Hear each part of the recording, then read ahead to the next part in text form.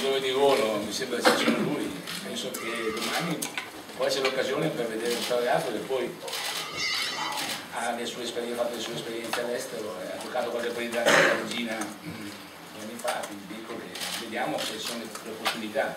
Penso sia una soluzione da poter mettere in campo domani, anche per non snaturare tutto quello che penso che un allenatore abbia dovere di cambiare meno possibilità assetto, di non cambiare 3 ruoli per prendere uno, meglio cambiarne uno solo, tenere l'equilibrio perfetto per tutti i 90 minuti.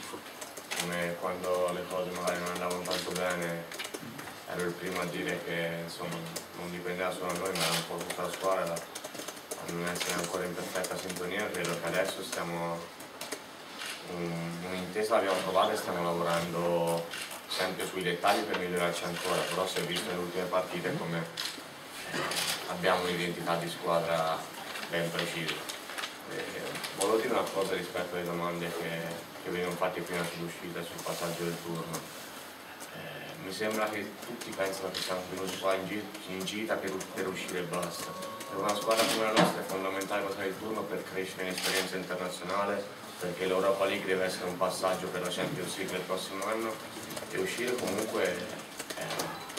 Bueno, yo creo que primero, para mí, Juventus es un equipo de los que yo trato de usted, porque es un equipo histórico. Hay en estos momentos en el fútbol actual muchos equipos que en estos momentos parecen muy populares o muy famosos, pero su historia no es tan larga, y en cambio la Juve tiene una historia y unos seguidores que realmente viven, y es fútbol. Esto es primera aclaración que quiero decir. Y segundo, yo creo que son equipos muy diferentes. El fútbol italiano y la Juve históricamente es un equipo siempre muy aguerrido,